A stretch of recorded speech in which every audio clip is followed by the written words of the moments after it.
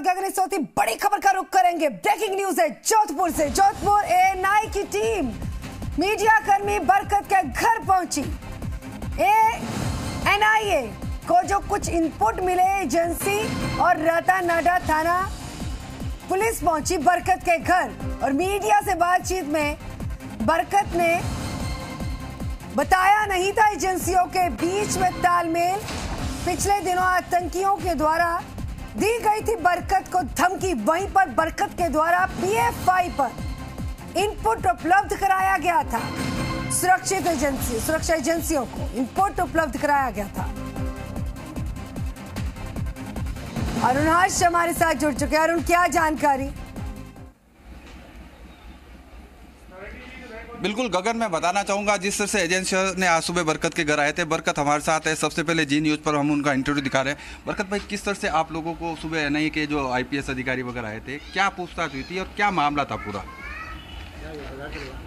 देखिए, मामला क्या था मुझे खुद को नहीं मालूम इस बारे में। हाँ, ये है कि काफ़ी समय से जाहिर है एज ए पत्रकार होने के नाते मैं देश के लिए लंबे समय से काम कर रहा हूँ, ठीक है ना। तो कुछ ऐसे कुछ टेररिस्ट ऑपरेशन होते हैं जिसके अंदर कई बार धमकियाँ भी मिलती है, सब कुछ होता है।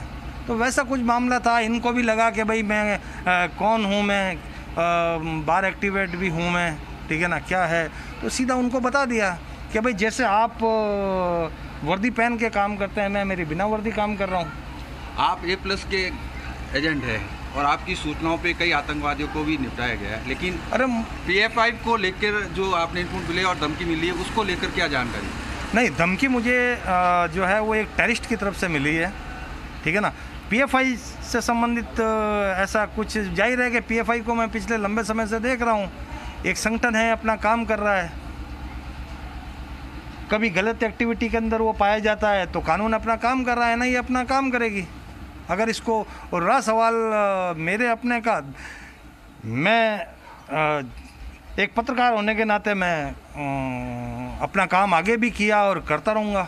इससे मेरे लिए, क्योंकि हर शीर्ष एजेंसी मुझे जानती है, ठीक है ना, हर शीर्ष एजेंसी जानती है मुझे। क्या एजेंसियों का तालमेल नहीं था या जिस तरह से? एजेंसियों में तालमेल नहीं है। आज इंडिया में अगर टेररिज्म बढ़ रहा है तो इसकी वजह यह है कि शीर्ष एजेंसियों का आपस में कोऑर्डिनेशन नहीं है। कोऑर्डिनेशन निचले लेवल पे होना चाहिए ताकि ये कोई भी ऑपरेशन, कोई भी तीनों एजेंसियां मिलकर, चाहे उसको आईबी को लो, चाहे रॉ को लो, चाहे आप एनआईए को लो, कोऑर्डिनेशन अगर होगा तो अपना काम करेगी एजेंसियां। आज जो आपके यहाँ लोग आए वो कोऑर्डिनेशन की कमी की वजह से, कोऑर्डिनेशन की कमी की वजह से आए। वो आपने क्या इनपुट दिया था ऐसा विशेष जो 250 लोग जो यहाँ है बाहर से आया हुआ, राजस्थान में कोई इस तरह का अपराध करने की फिराक में चल रहा है, देश को नुकसान ऐसा है, उस संबंध में मैंने अपना फर्ज निभाते हुए अगर गवर्नमेंट को कुछ दिया है तो गवर्नमेंट इसमें जांच कर रही है। गवर्नमेंट जांच कर रही है। अब ये तो गवर्नमेंट एजेंसियों में काबिलियत होनी चाहिए कि वो किस हद तक इस चीज़ को प्रूव कर पाती है। मैंने मेरा काम किया, खबर थी, खबर मैंने दी। इसके अंदर भास्कर ने इसकी इस संबंध में खबर लगाई, ठीक है ना।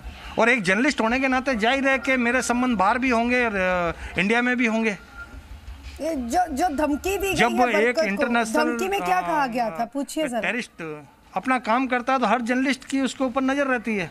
बरकत, धमकी में आपको क्या, जो पिछले दिनों से कॉल आ रहे, धमकी में क्या कहा जा रहा था आपको? किस बात को लेकर धमकी दी जा रही? धमकी तो 2 महीने पहले भी दी गई थी मेरे को कि आपके घर पे दावत खाना आते हैं, देखते हैं फिर क्या करते हैं, देखो। क्या लगता है ये जाल पूरे भारत में फैला हुआ है? कुल मिला ऐसा है, कुल मिला के एजेंसियों का आपसी कोऑर्डिनेशन आम पब्लिक को परेशान कर रहा है और कभी बड़ा नुकसान पहुंचाएगा। शीर्ष लेवल पे चाहिए, गृह मंत्रालय को अपने स्तर पे चाहिए कि सारी एजेंसियों को निचले स्तर से उनका कोऑर्डिनेशन करवाया जाए, एक दूसरे से इंफॉर्मेशन शेयर करें। एक ही बात जब ये बोलते हैं कि हम लोग हाई लेवल के ऊपर टेबल पे जाके एक हैं, तो टेबल पे जाके एक होने का क्या मतलब हुआ? आप नीचे कोऑर्डिनेशन रखिए ना, अपना नीचे कोऑर्डिनेशन रखिए अपना। किस तरह से जो है स्लीपर सेल्स की बात करें, व्हाट्सएप नंबर जुड़ने की बात करें, आपने व्हाट्सएप नंबर की भी बात की थी। देखिए, स्लीपर सेल, आपको एक चीज़ बताऊं, स्लीपर सेल जो है वो इंडिया में भरे पड़े हैं। आज कई एजेंसी, मुझे तो ये सोचते हुए भी मतलब अफसोस होता है कि शीर्ष एजेंसियों के जोधपुर के अंदर CDR निकालने के संसाधन नहीं है। क्या है ये? बरकत के पास कुछ इनपुट था, वो इंफॉर्मेशन इन्होंने आगे दी, तो इनको क्या लगता है कि कहाँ गड़बड़ी हो गई? क्योंकि एजेंसियां, ये तो ऐसी एजेंसियां हैं, बड़ी बड़ी एजेंसियां हैं, बड़े बड़े केस सॉल्व करती हैं। बिल्कुल गगन, इसमें कोई दो राय नहीं है। लंबे समय से पत्रकारिता करते करते साथ में देश हित के लिए ये काफ़ी इन्फॉर्मेशन जो है गृह मंत्रालय को देते रहते हैं। हम लोगों को कई बार इनकी सूचनाएं हमने देखी थी जो गृह मंत्रालय तक पहुंची थी। और अब जो ये नया मामला आया, ये एजेंसियों का तालमेल का अभाव है।